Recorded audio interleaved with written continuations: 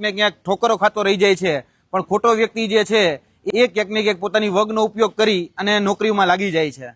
આવો જ એક શંકાસ્પદ કિસ્સો એ અમારી સામે આવ્યો છે અને આ જે કિસ્સો છે એ રાજકોટ જિલ્લાના જસદણ તાલુકાના પારેવાડા ગામનો છે અને આ ગામમાં જે વ્યક્તિ રહે છે એ નથી તો ગીરબડા કે આલેચનો વ્યક્તિ કે નથી એ વ્યક્તિ ઉમરગામથી અંબાજીનો વ્યક્તિ, છતાં પણ ક્યાંક ને ક્યાંક એસટી કેટેગરીનું સર્ટિફિકેટના આધારે આ પરિવારે નોકરીઓ મેળવી છે। હવે જોવા જઈએ તો જે વ્યક્તિ છે એટલે કે વ્યક્તિના જે પિતાજી છે એનું નામ છે માણસુરભાઈ લાભુભાઈ પાલિયા, જેનું પોતાનું ઓબીસીનું સર્ટિફિકેટ છે, એસસીબીસીનું સર્ટિફિકેટ છે અને તેના દીકરાઓ પાસે પણ એસસીબીસીનું સર્ટિફિકેટ હતું અને છતાં પણ એને જે નોકરીઓ મેળવી એ ક્યાંક ને ક્યાંક એસટી કોટાની જે નોકરીઓ હતી એ એસટી કોટાની નોકરીઓ મેળવેલી છે। હવે જ્ઞાતિથી કે સંબંધના કે લોહીના સંબંધથી અત્યાર સુધી જોઈએ તો આ વ્યક્તિ ઓબીસીમાં આવે છે અને ખાસ કરીને જે માણસુરભાઈ લાભુભાઈ પાલિયાના જે દીકરા છે વિશાલભાઈ માણસુરભાઈ પાલિયા તે 2017ની જે 17,000 એલઆરડી એટલે કે લોકરક્ષક દળની જે ભરતી થઈ એ લોકરક્ષક દળની ભરતીમાં તમે જોઈ શકો છો કે એ વ્યક્તિ લોકરક્ષક દળની ભરતીમાં એસસીબીસી કેટેગરીમાંથી પાસ થયેલો છે। આ એસસીબીસી કેટેગરીમાંથી 2017માં આ વ્યક્તિ જે છે એલઆરડીની પીઈટી અને પીએસટી ટેસ્ટ, જેને ફિઝિકલ સ્ટાન્ડર્ડ ટેસ્ટ કહેવાય, એ ફિઝિકલ પરીક્ષા જે છે આ વ્યક્તિ એસસીબીસીમાં પાસ થયેલો, મુખ્ય પરીક્ષા પાસ ન કરી શક્યો। પછી આ વ્યક્તિ પાસે અચાનક જયારે 2019માં ફોર્મ ભરે છે હાઈકોર્ટ પિયુન, ત્યારે એ વ્યક્તિ હાઈકોર્ટ પિયુનની જે ભરતી છે એ હાઈકોર્ટ પિયુનની ભરતી એ એસટી કોટાના સીટ ઉપર આ વ્યક્તિ ભરે છે અને એસટી કેટેગરીના કોટા ઉપર આ વ્યક્તિ પાસ થાય છે અને એસટી કેટેગરીમાં આવવાના કારણે ઝડપથી પ્રમોશન થાય। એટલે વર્તમાનમાં આ જે વ્યક્તિ છે એટલે કે વિશાલ માણસુભાઈ પાલિયા એ વર્તમાનમાં રાજકોટ જે કોર્ટ છે, રાજકોટ ડિસ્ટ્રિક્ટ કોર્ટ છે, રાજકોટ ડિસ્ટ્રિક્ટ કોર્ટની અંદર અત્યારે ક્લાર્ક તરીકે પ્રમોશન મેળવી ચૂકેલા છે। આ એના પહેલા દીકરા એટલે કે જે મોટા દીકરા છે એમની વાત છે।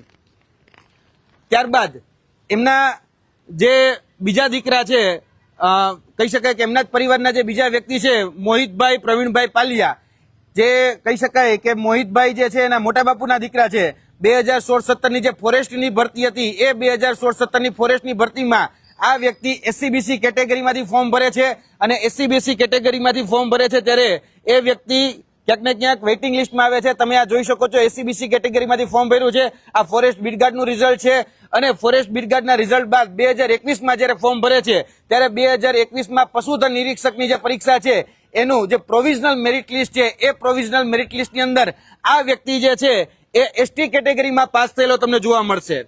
તેની સાથે સાથે કહી શકાય કે એમના જે બેન છે, એમના જ બેન એટલે કે આરાધના બેન એ વર્તમાનમાં હમણાં જ આજથી 2 દિવસ પહેલા જે મુખ્યમંત્રીના વરદ હસ્તે જે નિમણૂક પત્ર આપવામાં આવ્યા એ નિમણૂક પત્રની અંદર આરાધનાબેન માણસુરભાઈ પાલિયા એ વ્યક્તિ રેવન્યુ તલાટી તરીકે એસટી કેટેગરીની સીટ ઉપર એ પાસ થાય છે।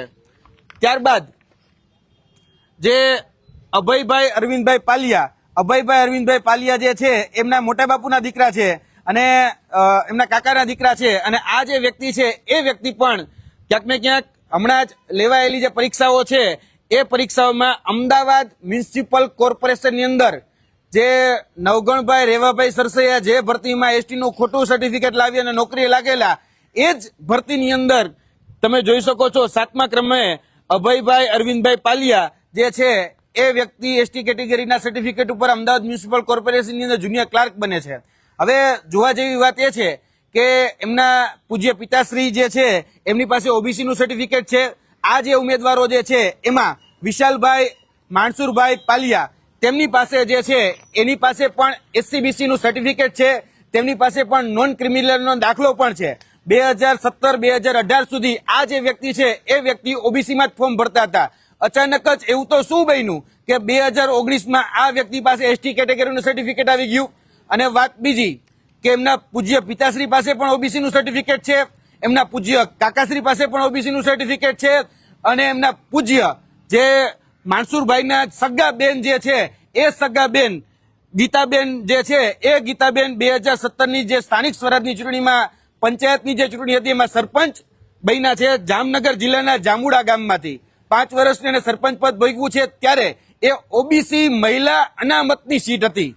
એ ઓબીસી મહિલા અનામતની સીટ ઉપર એમના જ ફૈબા એટલે કે વિશાલભાઈના આરાધનાબેનના ફૈબા એ ઓબીસી અનામતની મહિલા અનામતની સીટ ઉપરથી એ ચૂંટણી પર લડેલા છે.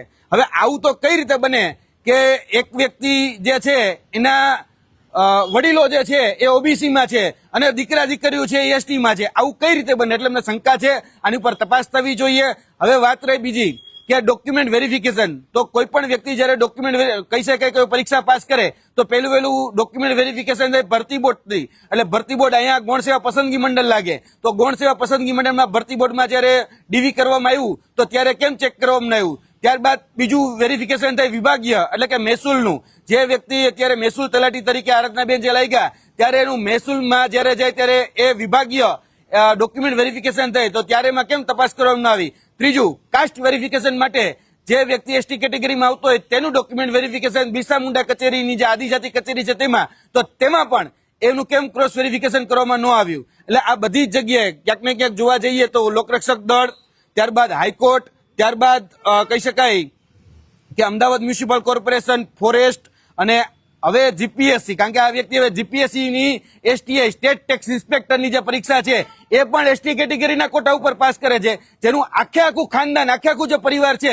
એ ઓબીસી છે. હવે એના દીકરા દીકરી કઈ રીતે એસટી થઈ ગયા એ બહુ કહી શકાય કે શંકાનો વિષય છે, એની તપાસનો વિષય છે. વાત બીજી કે એસટી કેટેગરીનું સર્ટિફિકેટ કાઢવા માટે સૌથી મોટી જરૂરિયાત હોય છે પેઢીનામાની. એમાં સોગંદનામું કરવું પડે, પેઢીનામું કરવું પડે, પંચોની સાઇન જોઈએ, તલાટીઓની સાઇન જોઈએ.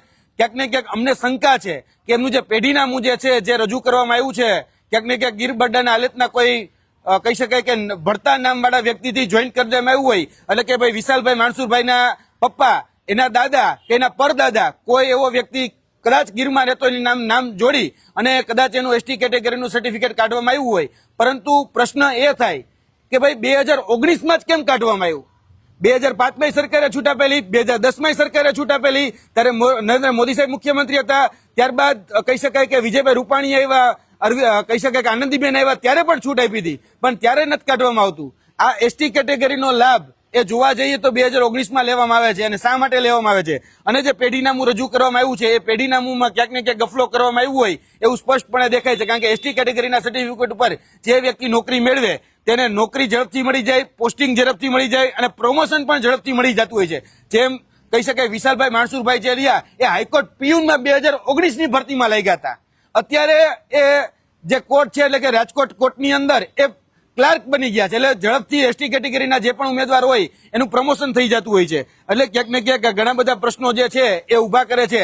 આ સગવડીઓ જે જ્ઞાતિ ધર્મ જે છે એ ક્યાંક ને ક્યાંક અમને શંકામાં લાગી રહ્યો છે. ક્યાંક ને ક્યાંક આપણે ચોરના હાથમાં તિજોરીની ચાવી નથી સોંપી રહ્યા અને એની તપાસ કરવાની જવાબદારી કે એસટી નું આ સર્ટિફિકેટ સાચું છે કે ખોટું તપાસ કરવાની જવાબદારી એ વિશ્લેષણ સમિતિની એસટી કહી શકાય કે આપણું બિરસા મુંડા કચેરી છે એમની છે. તમે આ માધ્યમથી સરકારને અપીલ કરીએ છીએ કે તાત્કાલિક ધોરણે જે સગવડીઓ જે જ્ઞાતિ ધર્મ અપનાવે છે એની તપાસ કરવામાં આવે કે 2018 પહેલા આખું જ પરિવાર ઓબીસી હોય અને 2018 પછી આખું જ પરિવાર એસટી થઈ જાય. આવું કઈ રીતે? પરિવાર નહીં પણ બધું પરિવારના દીકરા. બાકી એમના પપ્પા પાસે, એમના ફૈબા પાસે, એમના કાકા પાસે, એમના અન્ય લોકો પાસે, મોટા બાપુ પાસે એ બધા તો ઓબીસી ના સર્ટિફિકેટ ઉપર જ આજે હયાત છે. અને એમના જન્મના દાખલાથી લઈ મરણના દાખલાથી લઈ તમામ જે દાખલાઓ છે એમાં એ ઓબીસી જ છે. તો આ વ્યક્તિઓ એસટી કઈ રીતે થયા એ તપાસનો વિષય છે. અને ખાસ કરીને આ તપાસ જે તે સંલગ્ન કર્મચારીઓ અધિકારીઓ કરે એ અમે આ માધ્યમથી માંગણી કરીએ છીએ. કારણ કે સંબંધો બધા જ ઓબીસી સાથે થયા છે, નોકરી એસટીમાં મેળવેલી છે. એટલે ક્યાંક ને ક્યાંક ઘણું બધું શંકામાં છે. આ બધા જ પુરાવા જે છે અમે બિરસા મુંડા કચેરીને આજે જ અમે આપવાના છીએ અને આની ઉપર યોગ્ય તપાસની માંગણી પણ અમે આ પ્રેસ કોન્ફરન્સના માધ્યમથી અને લેખિતમાં અમે ત્યાં કરવાના છીએ. જી, આપના પ્રશ્ન.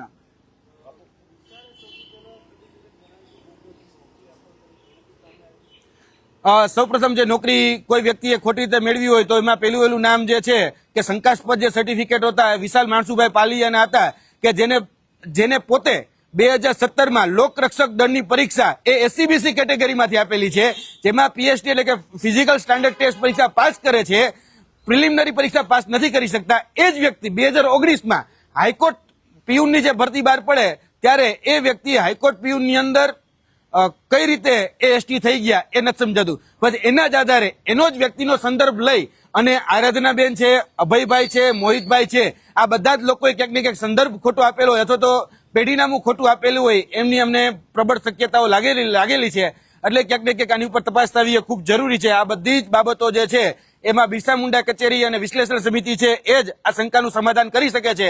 બાકી અત્યાર સુધી ફોરેસ્ટ વિભાગ હતો, મહેસૂલ વિભાગ હતો, કોર્પોરેશન હતો, ગૃહ વિભાગ હતો, અને ખાસ કરીને મુખ્યમંત્રી હતા, એની પણ આંખમાં ધૂળ નાખવામાં આવી છે. કારણ કે મુખ્યમંત્રીના વરદ હસ્તે આ નિમણૂક પત્ર આજથી 2 દિવસ પહેલા રેવન્યુ તલાટીના મુખ્યમંત્રીના હસ્તે હમણાં જ ગાંધીનગર ખાતેથી જયારે નિમણૂક પત્ર આપવામાં આવ્યા ત્યારે જ આ આરાધનાબેનને છે નિમણૂક પત્ર આપવામાં આવ્યો છે. એટલે ક્યાંક ને ક્યાંક આ બધા જ વિભાગોની સાથે છેતરપિંડી થઈ એવું અમે સ્પષ્ટપણે માનીએ છીએ.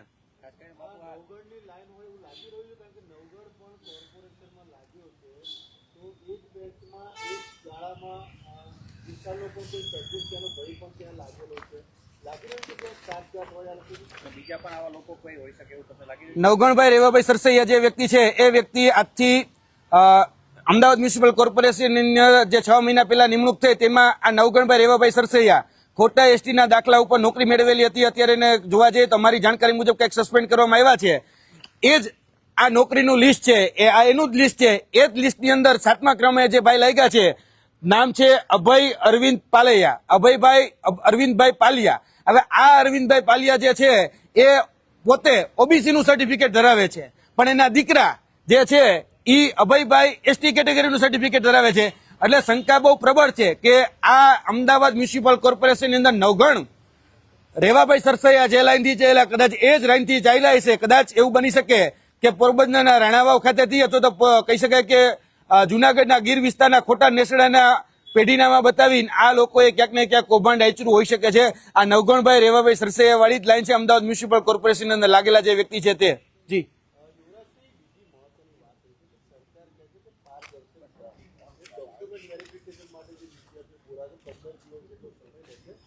ટેકનિકલ એનાલિસિસના આધારે આખી આ સર્ટિફિકેટની ચકાસણી થાય છે. લાગી રહ્યું કે સરકારનું પણ કંઈક કાચું કપાઈ રહ્યું છે આ મામલે? સરકારના અલગ અલગ વિભાગો જે છે એ બધા પ્રમાણપત્ર ઇસ્યુ કરતા હોય છે. ખાસ કરીને જે તપાસ કરવાની જે કમિટી છે, વિશ્લેષણ કમિટી છે, હમણાં જ કોર્ટના ચુકાદાને આધીન જે વિશ્લેષણ સમિતિની રચના કરવામાં આવી છે અને જે વિજિલન્સની રચના કરવામાં આવી છે આ બધી તપાસ કરતી હોય છે. પરંતુ આંખમાં ધૂળ નાખવાનું કામ એ રીતે થાય છે કે સ્થાનિક જે તલાટી હોય, સ્થાનિક જે નાયબ મામલતદાર હોય, એમને પૈસા દઈને કે વહીવટ કરીને આ પ્રકારના જે સર્ટિફિકેટો છે, હવે હું મૂળ ગોંડલનો વતની છું, હવે હું એવું બતાડું કે ભાઈ મારા પૂર્વજો જે છે એ ગીરમાં રહેતા હતા અને એનો 1960 પહેલાનો કોઈ ઉતારો લઈ આવું, એટલે એ ઉતારાને આધીન એટલે તો એ પેઢીનામાને આધીન મને એવું ગણી લેવામાં આવે કે ભાઈ મને એસટી કેટેગરીનું સર્ટિફિકેટ મળવા પાત્ર છે. આ નીતિ નિયમ છે કે ભાઈ કોઈ વ્યક્તિ ભૂતકાળમાં 1956 પહેલા જો ગીર બડા હાલતમાં રહેતા હોય તો એના આધારે આ પેઢીનામું બનતું હોય છે. એટલે લોકો કરે છે શું કે ભાઈ મળતા એના પૂર્વજોનો જે નામ હોય, દાદા પરદાદાનું, એનો ક્યાંક ને ક્યાંક ભળતું નામ ગોતી અને પોતે અહીંયાથી પેઢીનામું બનાવી દેતા હોય છે. ફોરેસ્ટરને હોય, તલાટીને હોય કે નાયબ મામલતદારને પૈસા આપી અને આ પ્રકારના બોગસ સર્ટિફિકેટો જે ઉભા કરવામાં આવે છે. એટલે જ કહું છું કે સાચો આદિવાસી જે છે, જેને ખરેખર જરૂરિયાત છે, જે હકદાર છે, જે લાયક છે, એના મોઢાનો કોળિયો જે છે આવા જે કહી શકાય કે ઉભા કરેલા સેટિંગબાજ જે લોકો છે ક્યાંક ને ક્યાંક છીનવી રહ્યા છે.